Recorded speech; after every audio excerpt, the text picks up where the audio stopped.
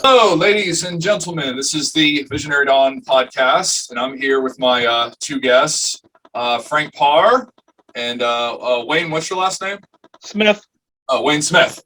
And I have my dear co-host with me, Daniel Meaney. Always good to be here, Nick.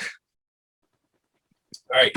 So I think the first thing I wanted to ask you two is, how did you two meet when you got together working on stuff? Well, originally we were I was running Illusion Studios back in 1993. And at one of the shows, Frank, and he was working with somebody else at the time, came to one of the shows, and we kind of met there. Nothing really happened until May of 1994 then, when we were at the Motor City Con and we were sitting at the same table, and we got to talk and get to know each other a lot more then. And Motor City Con is the one in Michigan, right? I think. Yeah. Up by Detroit in Rosemont. It's Novi, a little west. Novi, that's it. Yeah. Very cool. Very cool. And Frank, your character Arrakis and your whole Kaiju verse that you've made up, where did that start from? I've always been wondering that. Basically, it started with me being a fan of giant monsters in general, and needed to come up with my own, and that's pretty much it. Back in '81, I came up with the idea. Wow, '81. Wow. Yeah. Long time ago. Yeah. Oh, yeah. We're old. I actually submitted the ideas for Arrakis and several other KG to Dark Horse when they were running the Godzilla line. They never opened it. They returned it unopened. I said, okay, fine. And then I met Wayne. He had the idea, hey, let's do something with this stuff. Yeah, the comic books that pretty much ran its course. We were doing the superhero thing, the horror thing, the action, and we were looking for something new to do. And Frank had a notebook and had these designs, and I'm like, well, there's nobody doing kaiju. Why don't we do it? And that's how it all started. Yeah, exactly, and that's it's interesting that you submitted it first to Dark Horse because I at the time when I was growing up, they only had the Dark Horse comics. It wasn't until I was in high school that the IDW thing got bought, and when I was in elementary school, I was reading Dark Horse. But with Arrakis, something I always wondered was where did the beak and horn design come from? Because I always thought Arrakis was really interesting because he's got a reptilian body, but then he's got this very dinosaurian beak on the front of his face with a horn on it. Was there like a bird? Like, were you trying to make like a bird dinosaur kind of kaiju mix with Arrakis, or? I really don't know. Big fan of Triceratops. It always had the beak. As for the horns and that, I don't know. It just, hey, that looks pretty cool. Let's do that. We've gone through several redesigns over the years too. Oh yeah. Yeah, he always had a little nose horn and had a little nose horn and things and gargoyle ear flaps and all sorts of changes over the years. But when around 2010 we settled on the current look. Yeah, and 2010 was the first time I got introduced to him. Yep. Right. You got a question for him, Daniel? Adam? Honestly, it was just kind of more of like, I guess, a research question for it as well. Because you were talking about the designs when you're pulling for it, you're just, big fan of the Triceratops, Stegosaurus. But, what do you normally influence-wise like to look at, pull from? Are there any other artists that like you immediately think of when you're, trying to come up with new designs, or just?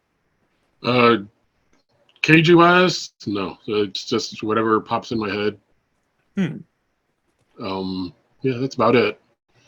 I know when I came with Arrakis, the whole concept of Godzilla being part Stegosaurus, part T-Rex, blah, blah, blah. I thought, well, okay, I don't want to go Stegosaurus. How about, and I don't want Triceratops because the whole frill thing doesn't work when I draw it. And I thought, okay, how about an armored dinosaur like Ankylosaurus? And it's got a big club tail and armored body, and hey, that looks pretty cool. And it just worked out that way. Nice.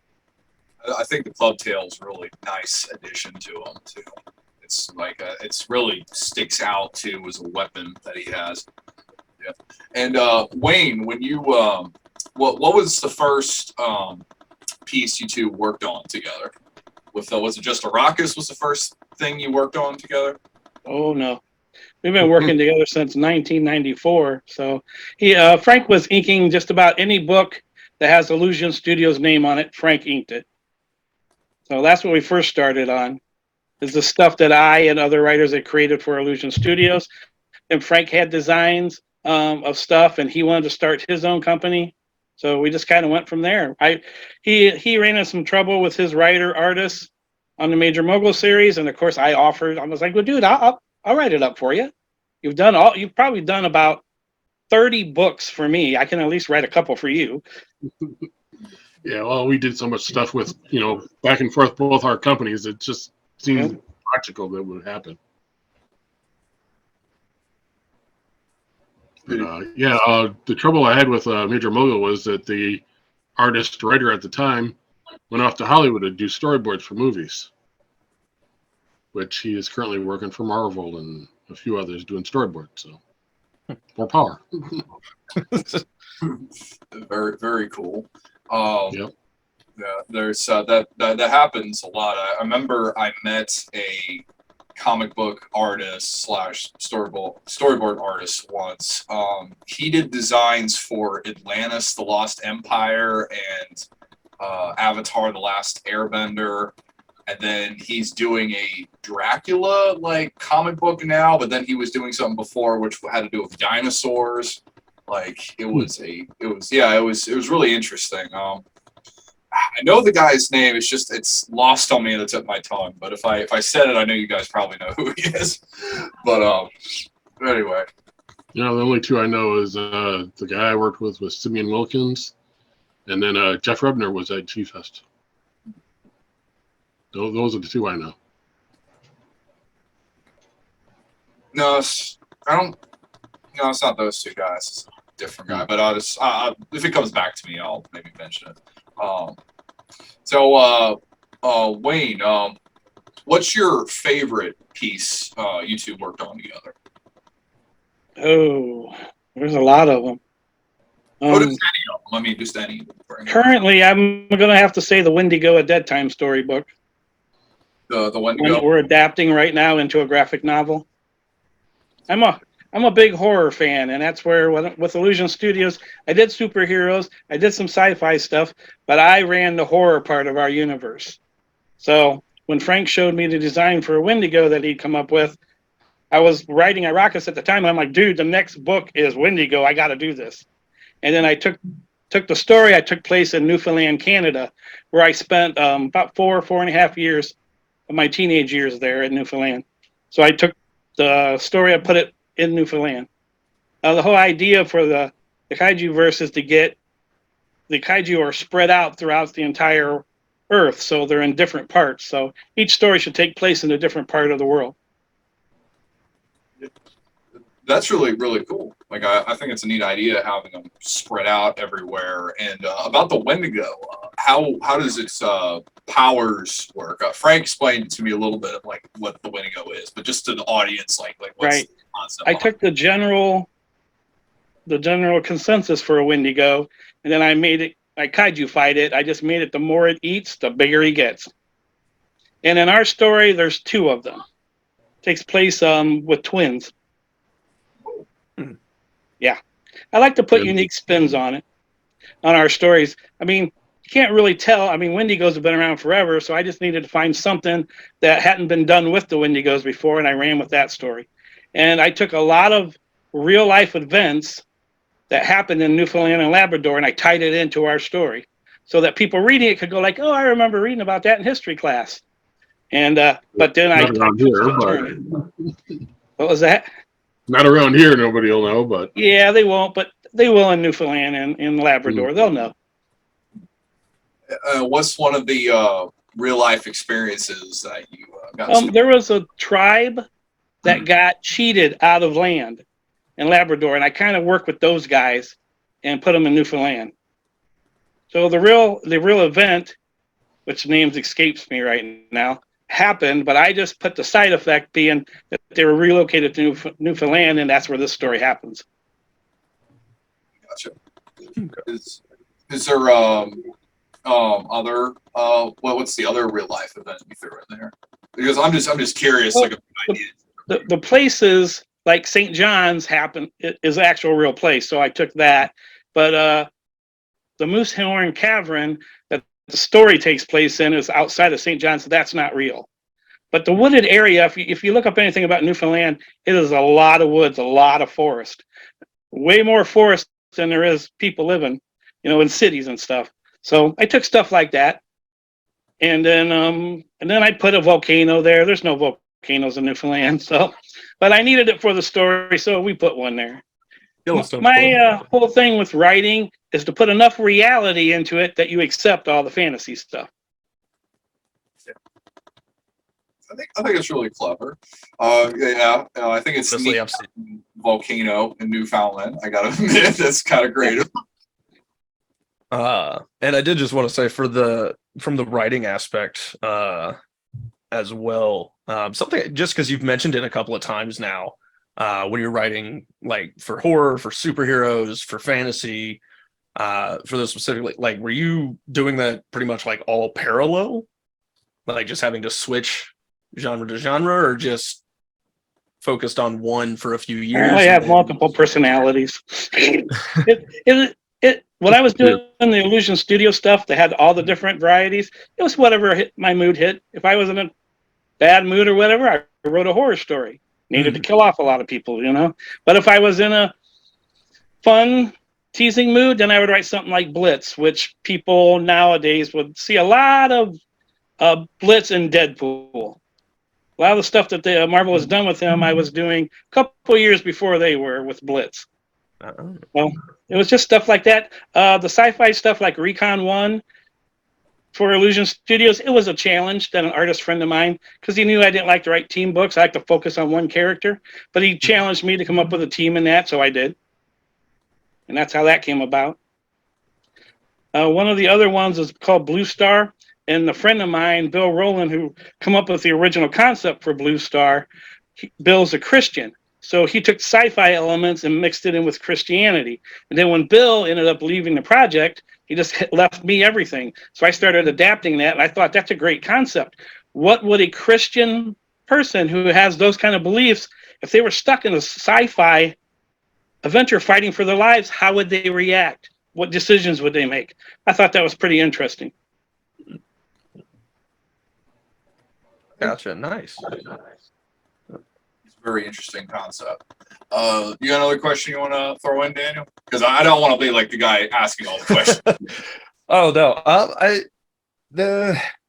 not straight off the top. It's interesting you brought up if I switched when I wrote the different styles, because all of the Kaiju verse books have a different feel to each one.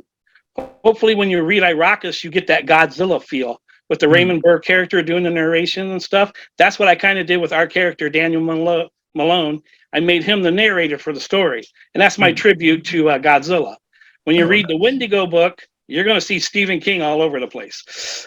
Lots of stuff that King does in his books. You're going to see little things that I did in this one. When we did the crossover, a lot of the Kaiju fans seem to be kind of weary of the Wendigo book. They like the Iroquois much better. Wendigo disturbed them. So I told Frank, the next one, we should make it a little bit more comedy. So I did the crossover, the Avatars of Destruction with Matt. I made that more of an action comedy.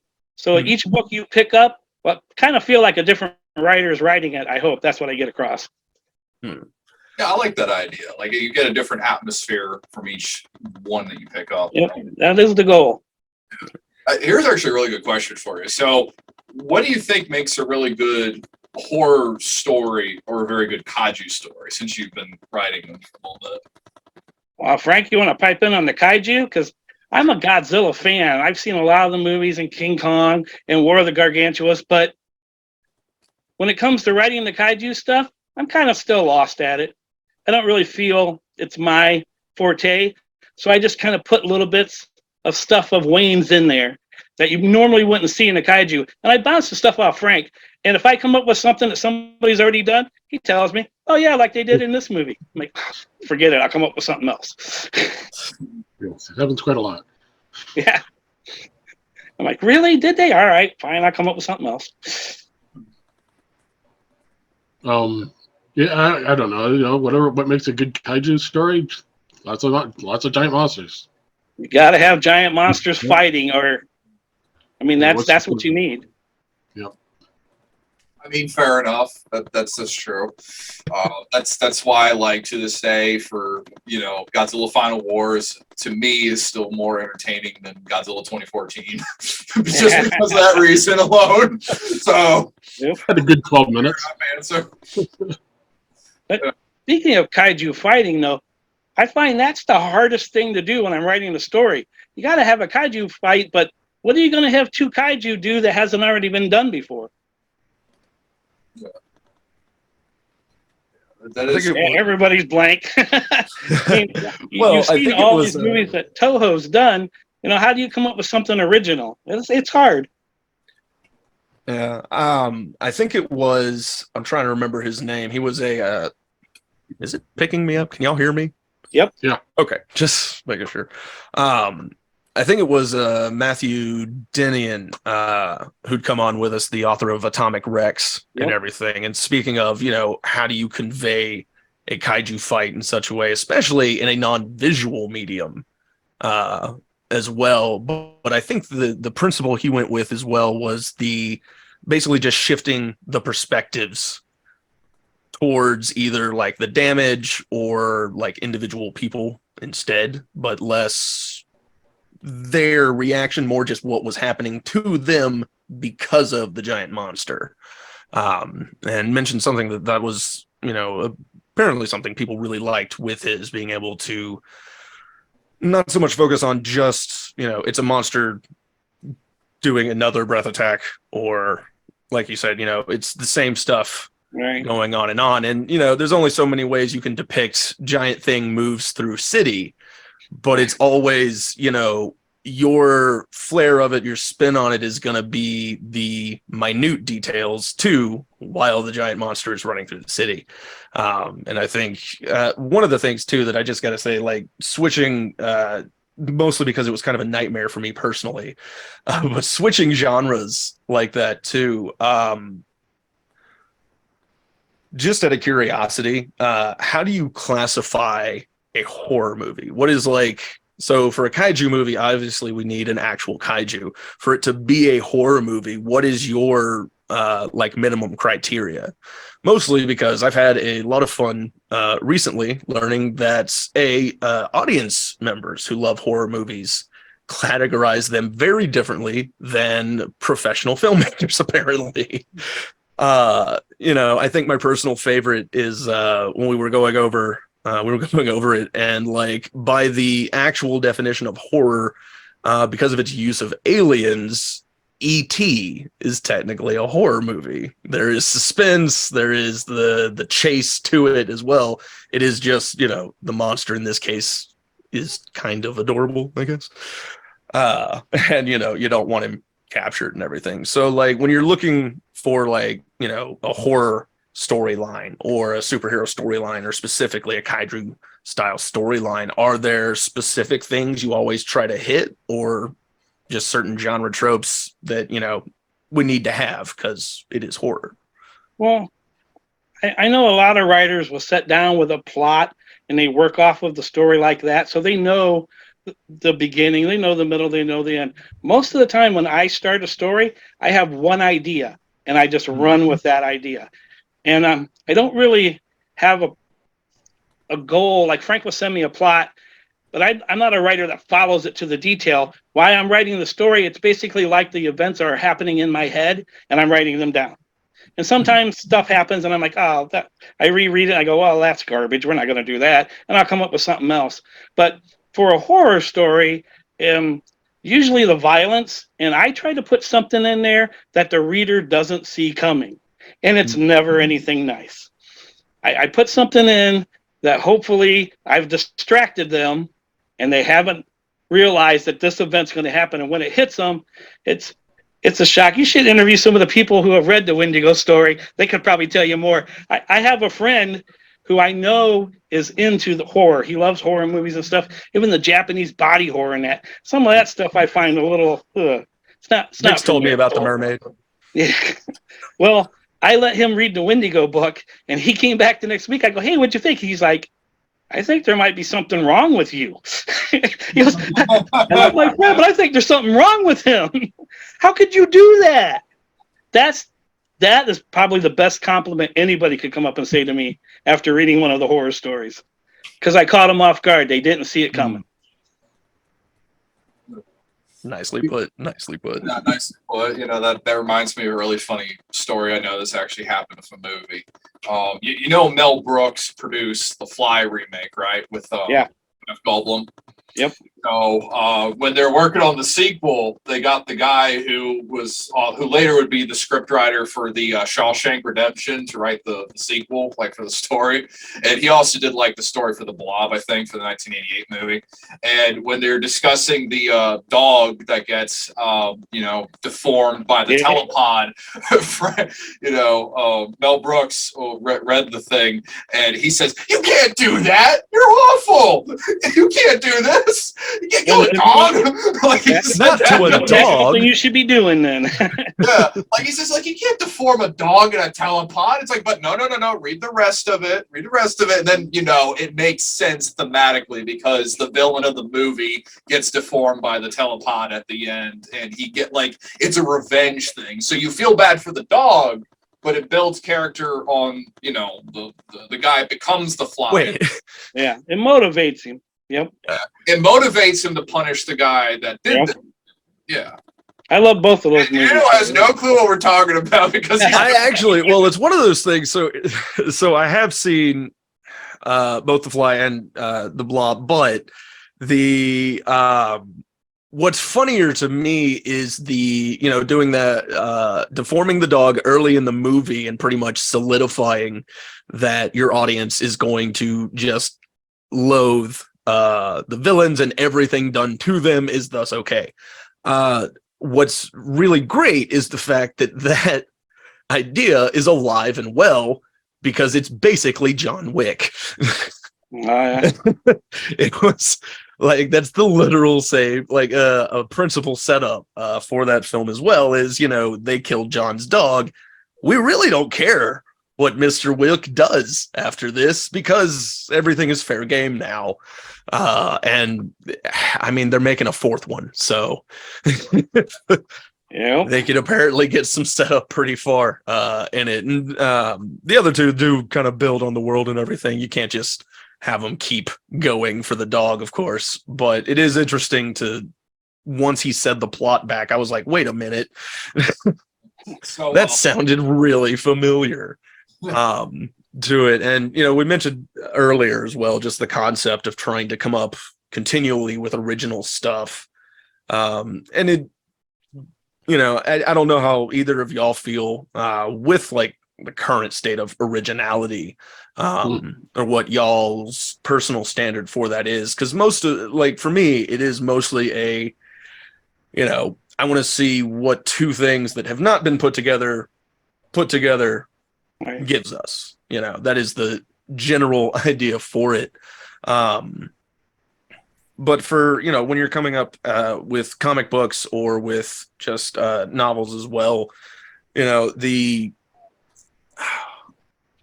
apologize. My thought just absolutely died in the middle of my I think another thing important in like horror stories and that is the pacing too. Oh, absolutely. Because Frank, when we did the illustrated novel for Irakis, that's where I wrote the story much like a novel, and then Frank drew illustrations to go along with some of the scenes. But when we started bringing that over into the graphic novel, into comic book form, he said, hey, we need to add another scene here. It's too slow. So comic book novel pacing, I think, is way different than the comic book pacing. Comic book pacing, you want to move things along quickly and keep the reader turning the pages. Where in the novel, the reader's sitting there reading a page for a lot longer than in the comic book. So we added a whole scene of giant spiders and stuff that wasn't in. If you read or bought the illustrated novel, that scene wasn't there. But we did that for the graphic novel to add some more action to it. Nice. Very cool. Any thoughts, Frank? Or just in general on originality? Just obviously coming up with original monsters and everything to that for artwork and stuff. We've talked about influences already, but How many do you have now? She's got to be close to 100 now. Yeah, see that back behind him? You see this book that stands a little taller than the rest of this kaiju? Yeah, that's the source book. That's got what, 50 of them in it? Yeah, I think we put 50 in. Yep. So he's already has the designs done and some basic knowledge of the kaiju, and then we just pull from that stuff that he's created to pull into the stories and decide which ones we're using. And I'm assuming probably half the rosters like canonically might be dead because Arrakis killed them. I'm assuming. Like half their status condition, deceased. I'm always for killing off the characters. It makes sense to me, but I can't kill them all off. So I do have to approach that with Frank, like, hey, you don't mind if I kill this one off, do you? Give me some. If you read Arrakis, there's a whole scene underground that happens with these mutated bees and worms. That was just stuff for me to kill people off with. I just needed more stuff, and I could kill those off. But and who did we kill off the most in our books? What? Us. Who do we kill off the most? That's very true. We actually die in several of our books. You'll see us a lot. That's one of my favorite things to do, I guess, is to kill us off. So basically, like, y'all are just chilling in the background or something. And or somebody. We'll be police in one scene. What was that? Different characters. Yep, we're always different characters. If you get the Wendigo illustrated novel, you'll see Frank. He's in there 3 different times, playing 3 different characters. Yeah, and you're the Reverend. And I'm now the Reverend. Yep, that'll be changed from the illustrated novel. You didn't get to see it a lot, but there'll be a lot more of me in the graphic novel. No, nice. I will die a horrible death, I'm sure. Many. Many. If you gotta die. Yeah.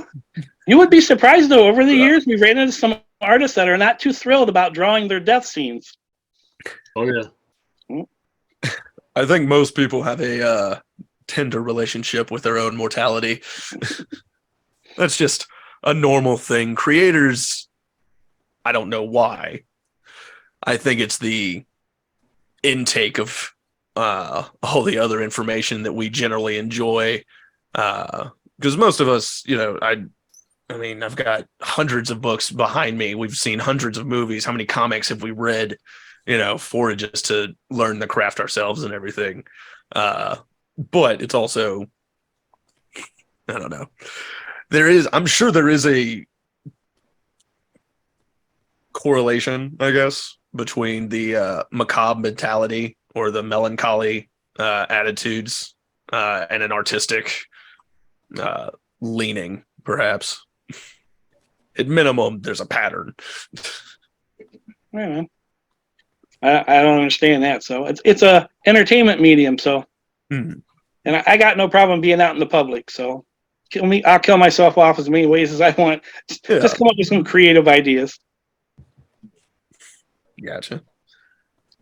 Frank doesn't seem to mind killing us off, so he draws it. Yeah. Not yet. If I remember right, Zach Cole brought this up to me. I still don't have all the information yet, but he said, hey, would you like to be a character in my book? It's like, oh, sure, why not? He's like, yeah, you're not going to be there for very long. So I'm not the only one. No, I'm honored, but I'm assuming it's a death scene. It might be. That's what he said. It might be. It's like, great. Awesome. Yeah.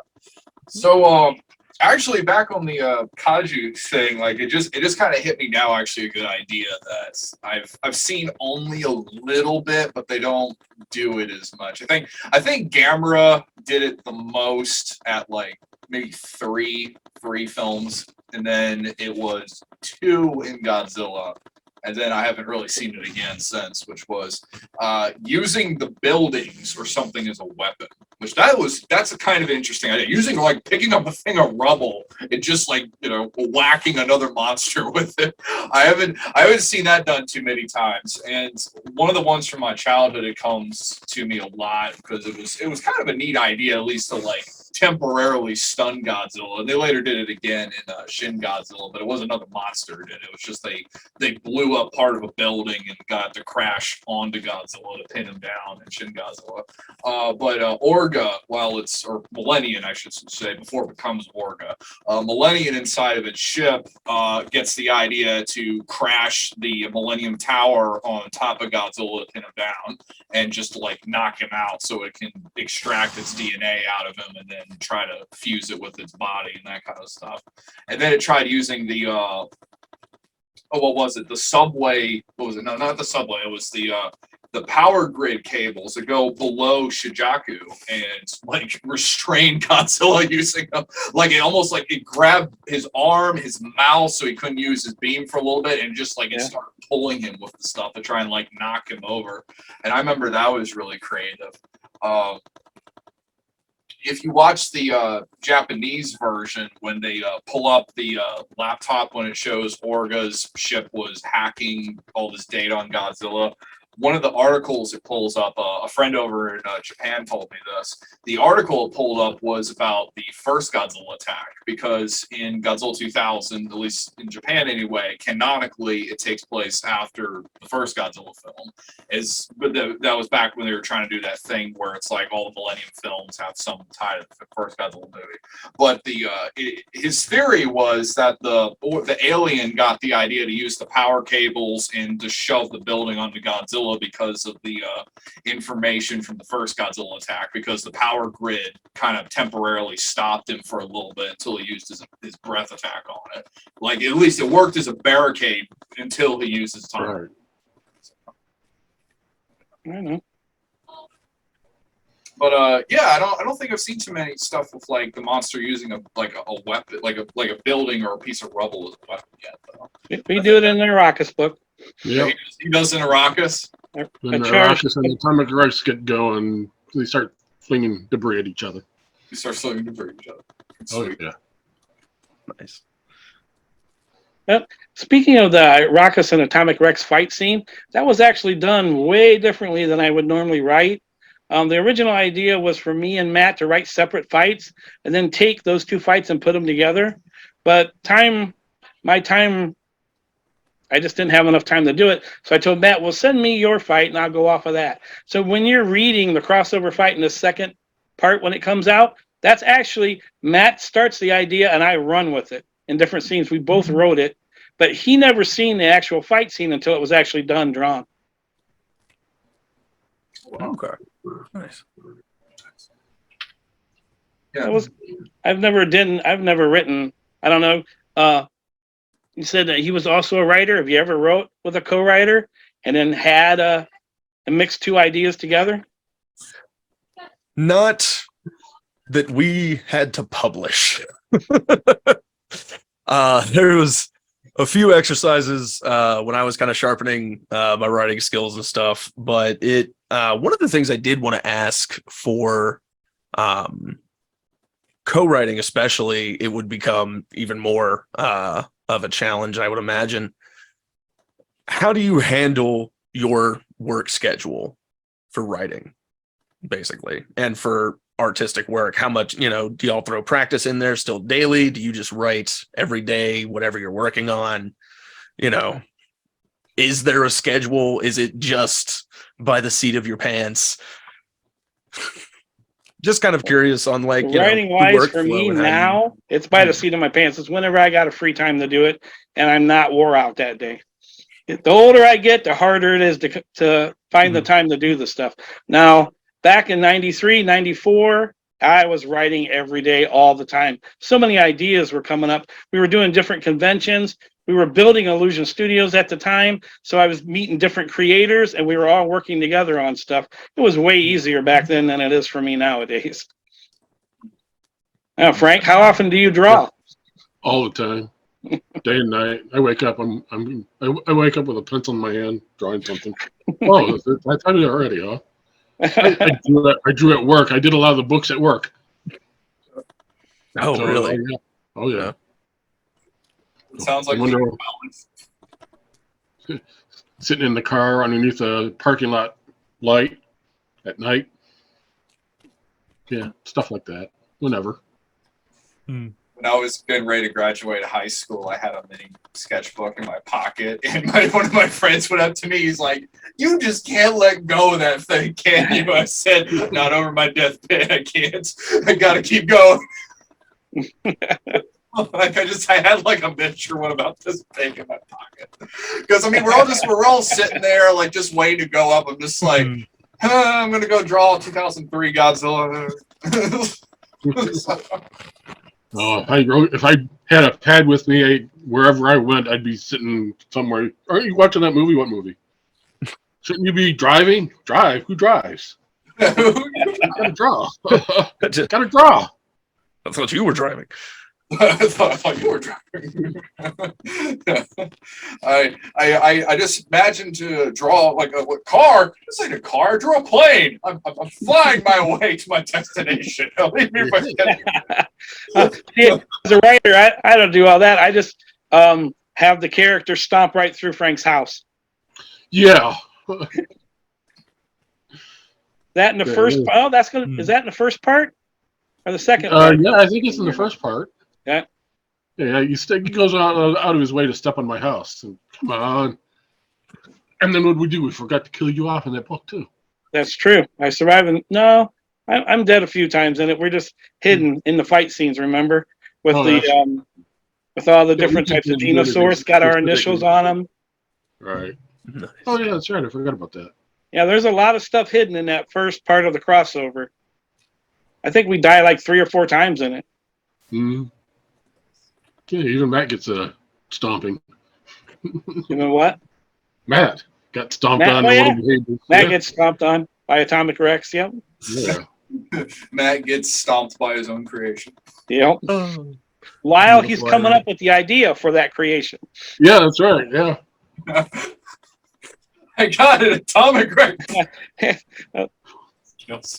just steps on him. Just steps on him. Yeah. Awesome. So, and also what I'm hearing,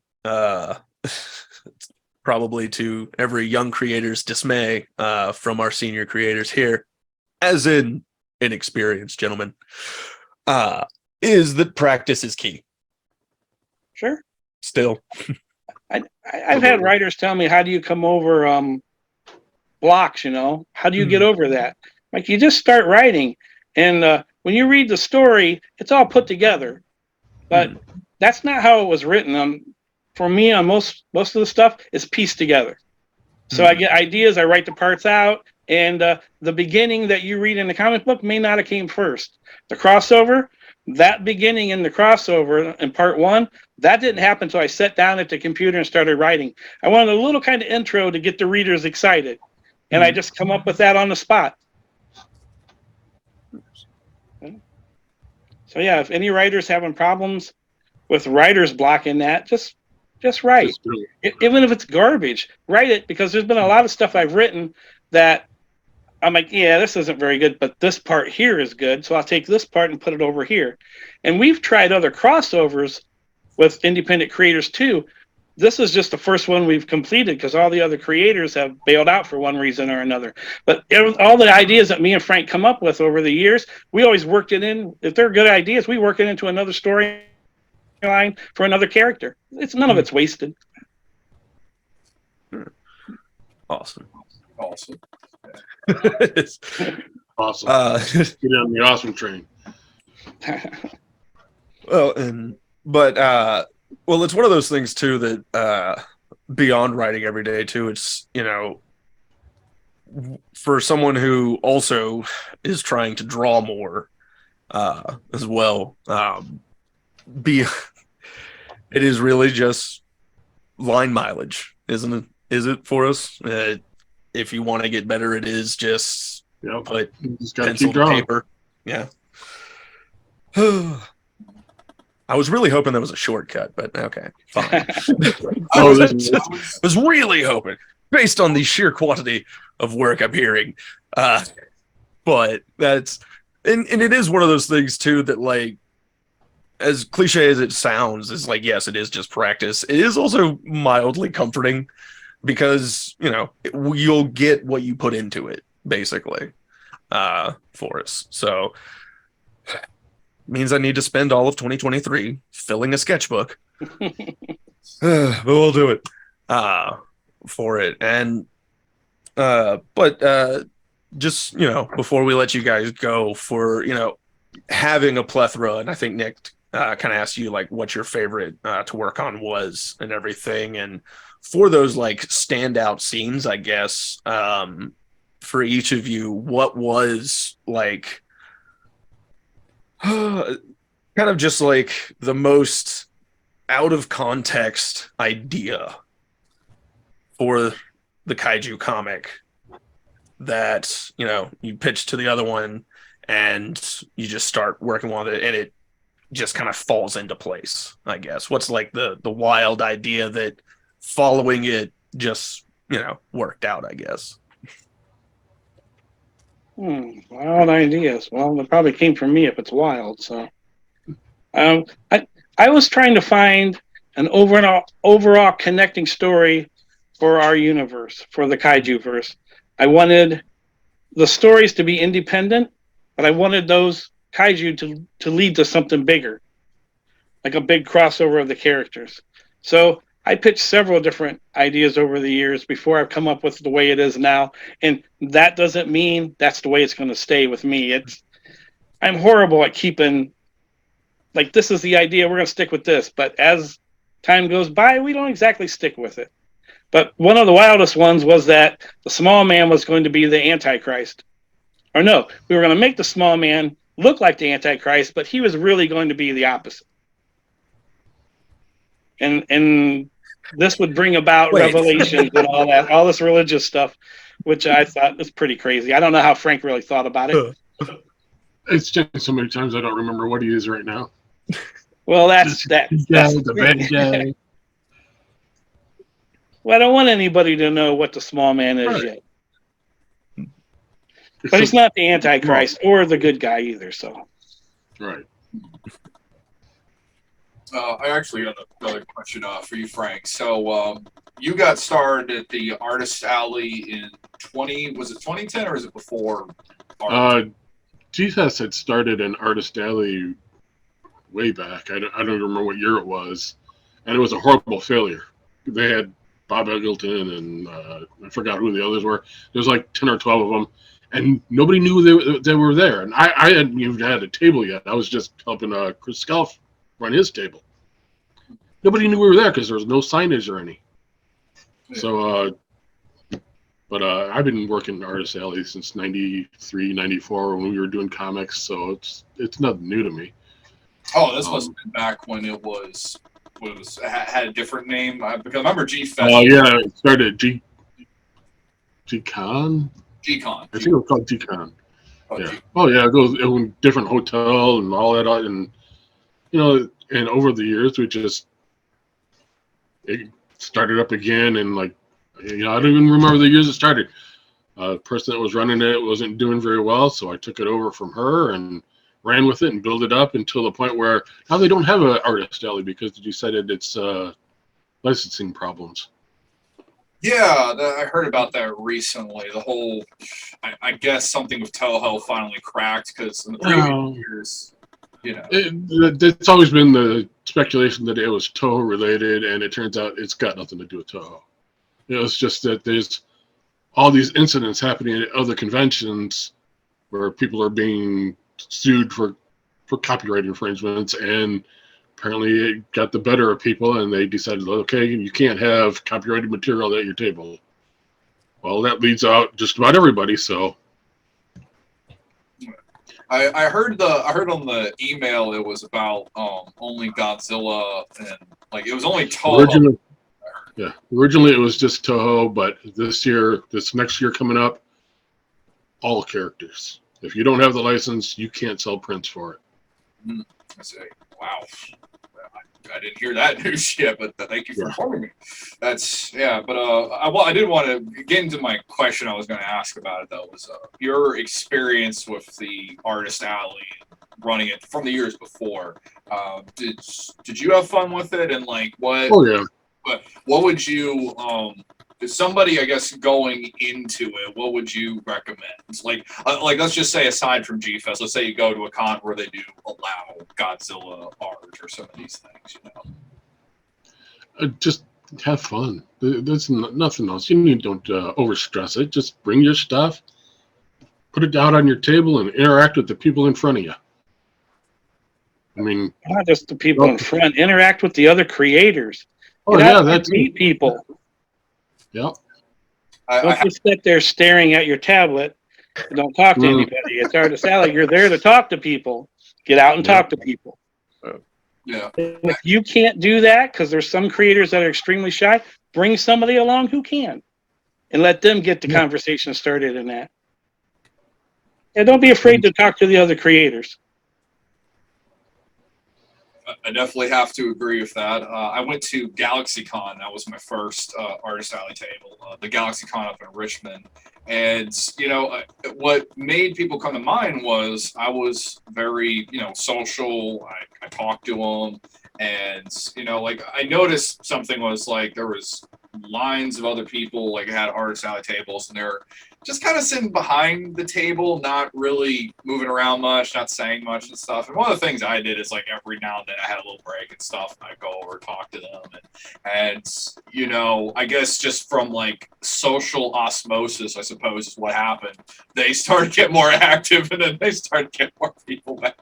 And that was fun. I made a couple new friends when I was down there and stuff. And I definitely agree. Like one of the fun things is you make a lot of connections at the Artist Alley, and you should just, you know, have fun. I definitely agree with that. At the Mid Ohio Con one year, it was so dead up in Artist Alley that they started a trash can jam. They had these cardboard trash cans, and they started passing it around to the next creator, and they would add another panel to it and pass it on to the next creator.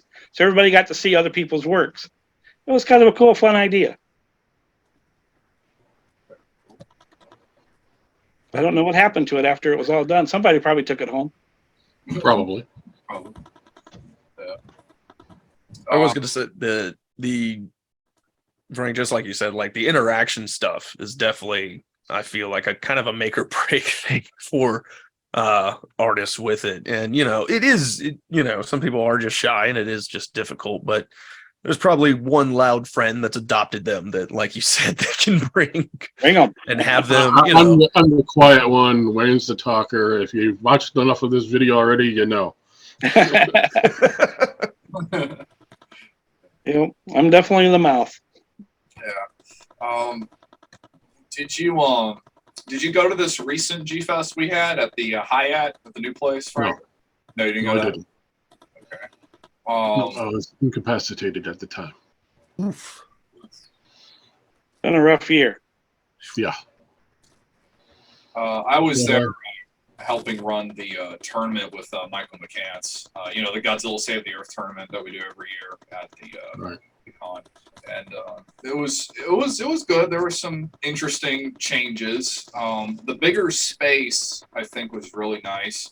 But one of the things I was wondering was, did you hear how like some changes are being made with management now? The reason I'm bringing it up is because I've been wondering if maybe that, I guess, over in the next year, maybe they might change the thing with the Artist Alley, possibly. I mean, no, there's not. The same thing's going to happen this year or next year that happened recently. There's nobody running Artist Alley anymore, really. It's the dealer room guy. The guy that runs the dealer room is running everything now, from what I hear. JD himself has stepped down, and his daughter is running it now, running the convention now. So. Yeah. I heard the news after I got back in my state after it was yeah, just I think it's definitely going to be interesting going into the future. But did you hear about that other Kaiju convention that's coming up? The Monsters Attack. Well, yeah, I heard about that one. Yeah, We almost went to that one.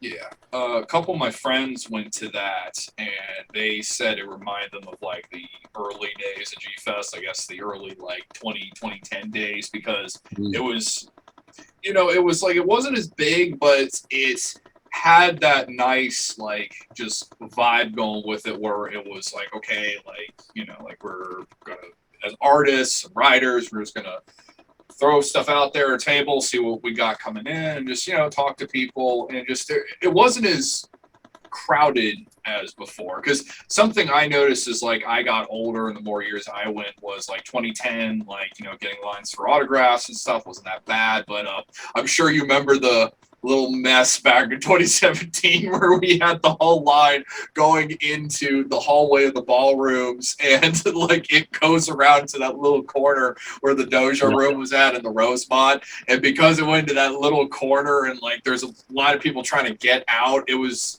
kind of like confusing. It was like, well, where's the line separate? The hallway's so narrow, and we're trying to get to 6 different people. So you would have people are going to see Don Fry in the line to go see Takarada, not Takarada. Oh, what's her name? Crap.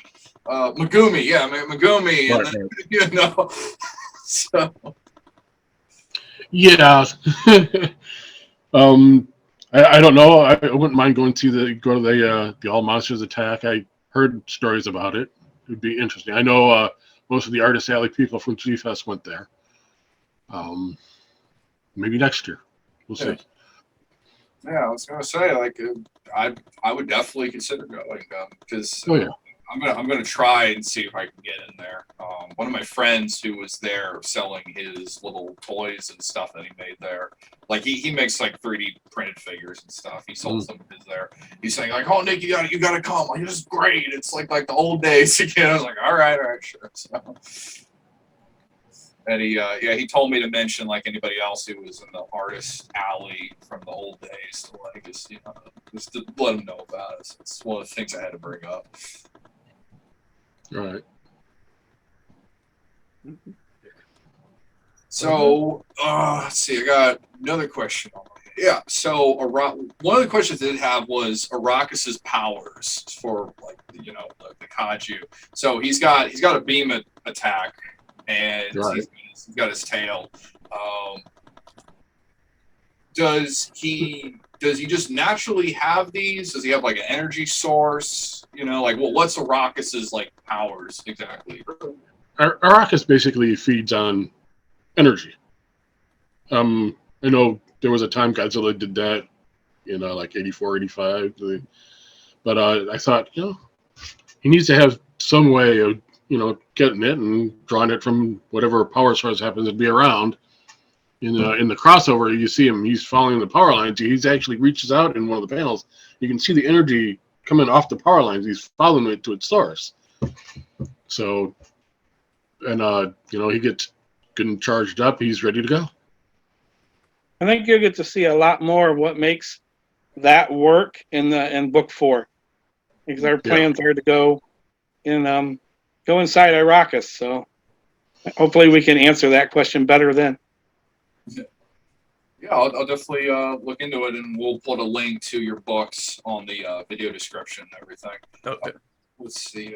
So one other thing, real quick, before we wrap this up here. So what's Arrakis's origin? Like, I mean, I don't mean like design-wise. I mean, just like where canonically in the story did he come from? Was he already like a dinosaur or a kaiju sleeping beneath, wherever, and he wakes up? Is he a mutant, an alien? Like, what's? Or did you leave? We haven't really settled on what he fully is. I mean, in our source book, I hinted he was a dinosaur mutation, radiation, blah blah blah. But in the mirror image, we basically start out where it's during the Iraq War.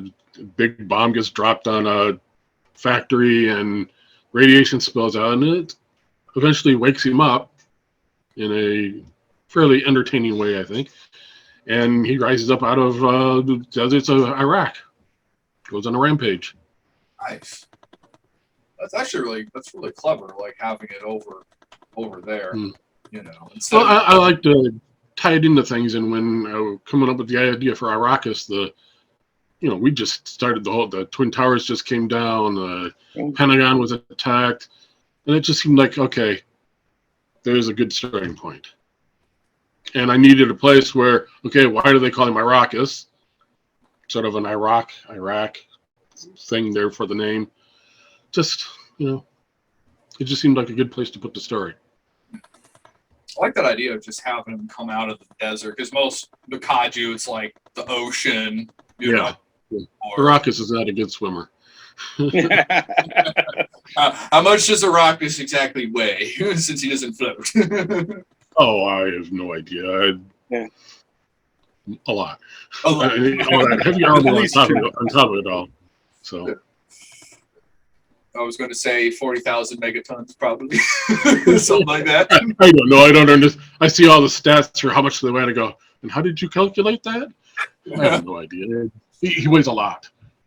Yeah, I like to think over at Toho, they have some guy, like it's on the back staff that comes up with the weight of these things. It's like, okay, the first Godzilla is 55 meters. How much is that in metric weight? It's about 30,000 megatons, I believe, for if he was 55 meters tall. Okay, how tall is Shin Godzilla, who's like 700 feet tall? 200,000 megatons.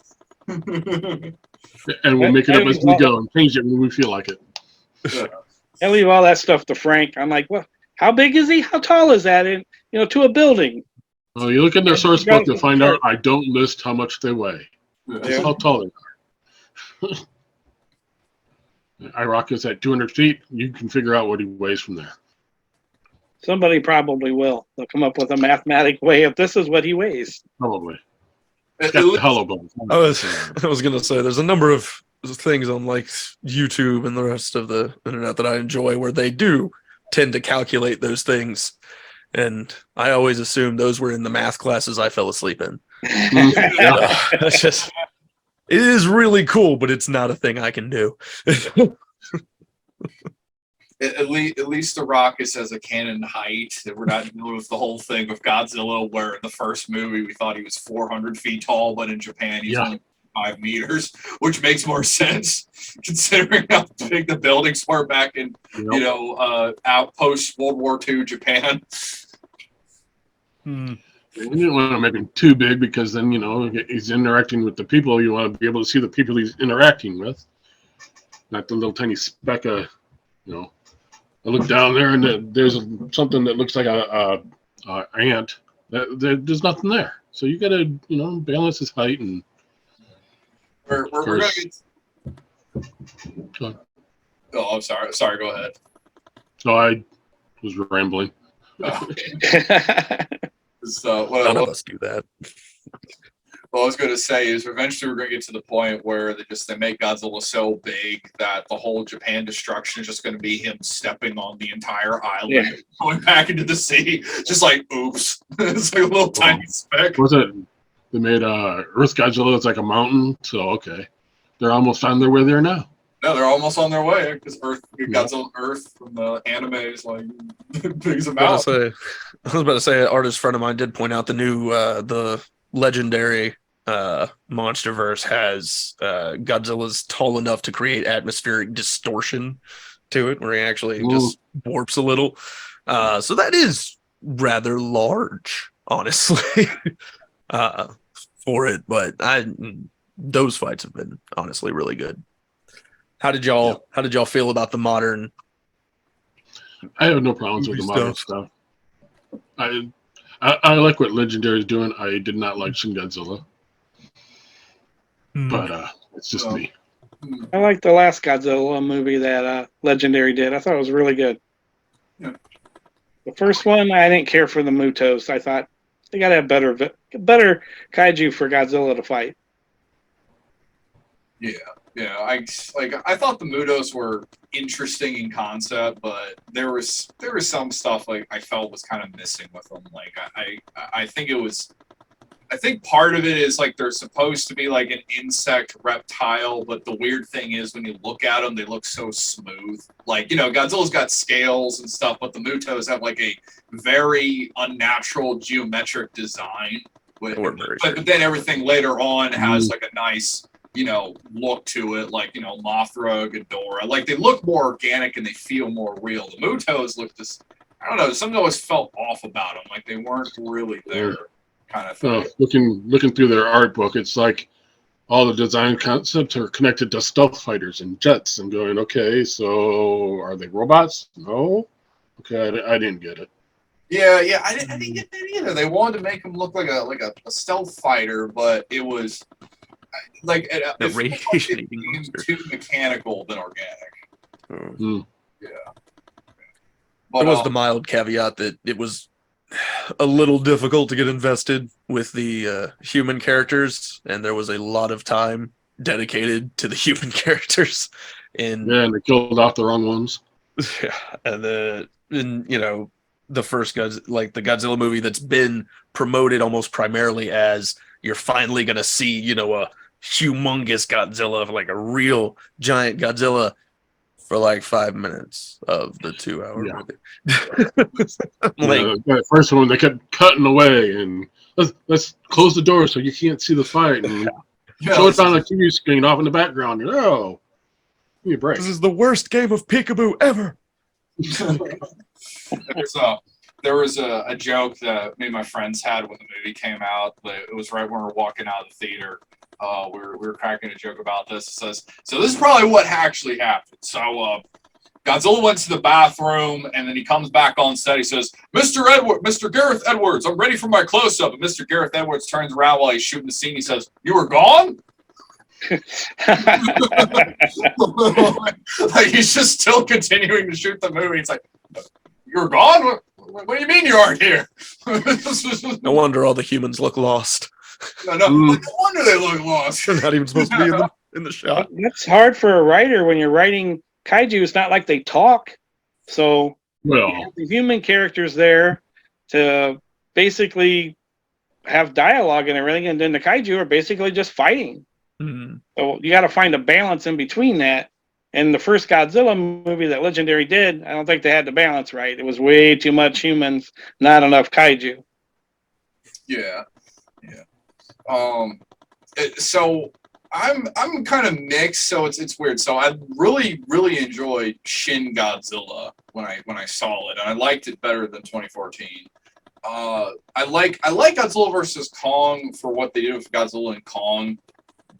But if I had to pick like which one I thought was closer to, like, I guess the next gen sort of for the spirit, I guess, of like the Toho Godzilla, I really feel like it's like Shin Godzilla still, for whatever, I think for a particular reason, but I think that's a whole nother video getting into that.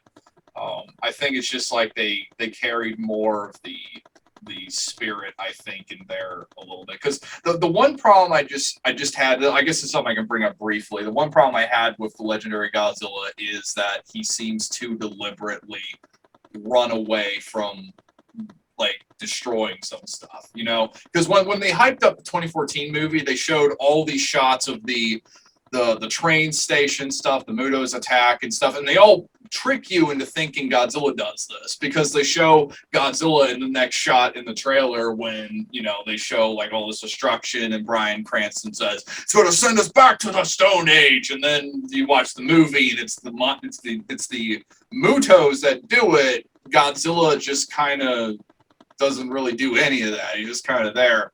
And the thing that got me was the bridge attack, when he goes through the bridge and the tanks are shooting at him, and he actively avoids the tanks when he's getting shot at, which confused me, because I was like, well, if this was Japan Godzilla, he would have like wrecked all of those, because that's what happens in every single movie. The tanks shoot at him. He looks over and just like either takes a claw and whacks him, or his tail comes over and just, or his breath comes out. He destroys them usually. Just when I saw that in 2014 movie, I kind of raised an eyebrow like, huh? Like, what? So that's the only problem I have with the new one. It's just like I think he's a little too friendly towards man, but I understand he had this whole extra backstory where I guess they lived together, and I thought that was kind of a little odd. Okay. I only watched the movie once, so I got nothing. I know what I think about Shin Godzilla, but Can do many things. Film criticism, man. Yeah. I don't want to do with the giant burnt bowling pin with the wiggly tail. And I mean, opinions on movies are very, very incendiary for many people nowadays for some reason. But either way, I think I was really glad just to see more kaiju movies in it. I don't even want to talk about the last American kaiju movie I remember before those, because there was a lot of fish and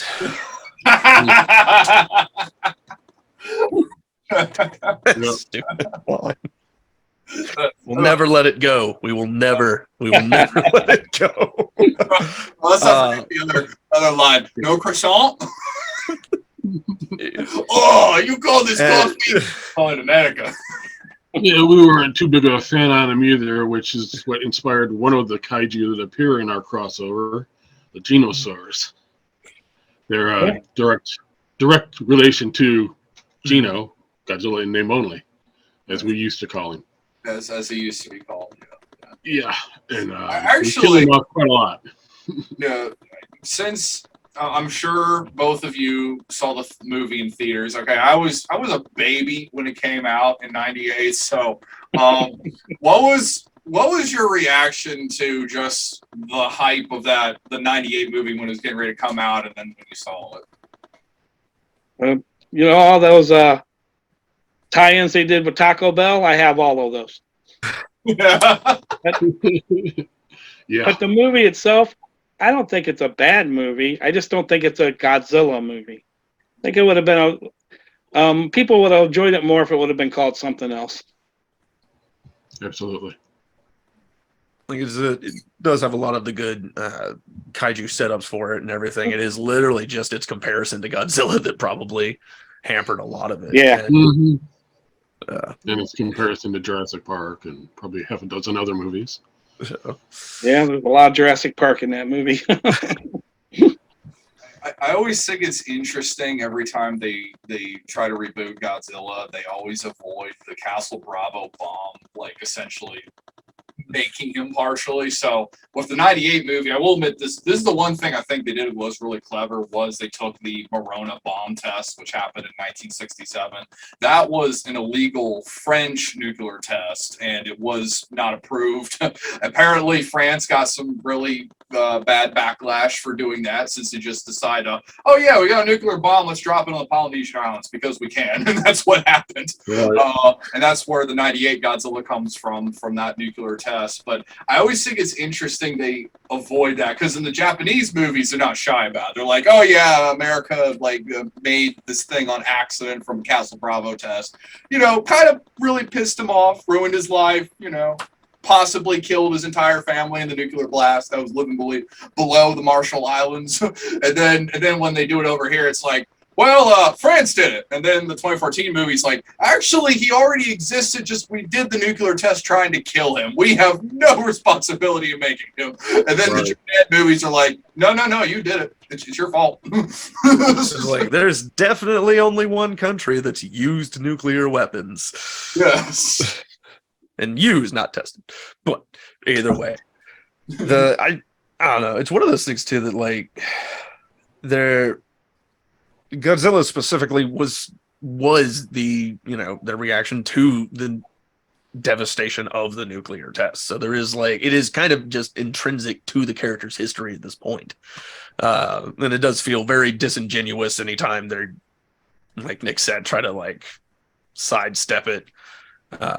Just personally for it, but yeah. Anything else, Nick? Or no, I guess we'll go ahead and wrap it up here. Oh, actually, Frank, before you go, there is one thing I want to tell you real quick. This just came back to me. It's real brief, real fast. One of my friends pointed this out when they went back and watched Shin Godzilla, and it's actually really funny, but you'll miss it if you don't look at it right. So when they're showing the blast radius for the potential nuclear strike to kill Godzilla on the map, the blast radius would wipe out 2 wards of Tokyo, but would barely even touch the U.S. Embassy Center. He thought that was hilarious. I was like, priorities. I see. It's like, yeah, gotta make sure he goes away, but it's not touching that. I guess I'm gonna need to go find that and go look at that. I didn't notice that. He thought that was hilarious because he's like, oh my god, they didn't really do this. It's like, oh, what? He's like, the blast radius wouldn't even touch the U.S. Embassy Center, but it would destroy 2 wards of Tokyo. I kind of want it to be like, is it like right on the line, basically? Oh yeah. Oh god. It's right on the literal line. Because all I can imagine is that there was some E3 sitting in there with the captain who was like, okay, we're gonna drop it here, and he's just like, sir, we should probably move it over about 7 quadrants. And he's like, why? He just shows him there. Oh, okay. It's right on the line. It's just That's like not- priorities. That's not at all how that decision was made. That is pretty good. I thought that was pretty funny. I had to bring that up before we wrap this up here. But yeah, thank you, gentlemen, for coming on. It's been a pleasure having you and getting to discuss both of your works, especially you, Wayne, talking about your history of writing and your books. Anytime. Yep. And ladies and gentlemen, don't forget to look forward to their new Wendigo comic coming out soon. Graphic novel, my bad. We'll put a link for that down in the description once you guys have that out. All right. Okay, cool. Sounds good. Thanks again, gentlemen. It was lovely meeting y'all. Great talking. And that's it from us, I guess. Well, All right. See you guys later. Then Have a good one. see you next okay. time. Have a good one. All right.